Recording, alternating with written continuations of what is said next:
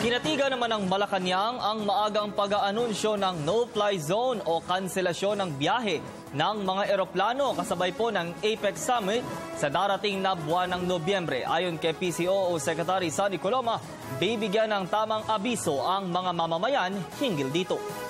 Dapat na isang guni sa APEC National Organizing Committee bilang punong lupon sa paghahanda sa nalalapit na APEC Economic Leaders Meeting sa Nobyembre ang panukala ni Senador Recto. Ang ating pamahalaan sa pamagitan nitong National Organizing Committee ay nakikipag-ugnayan sa DOTC, CAAP, MIAA at mga airlines at iba pang stakeholders. At tutukuyin po ito sa takdang panahon.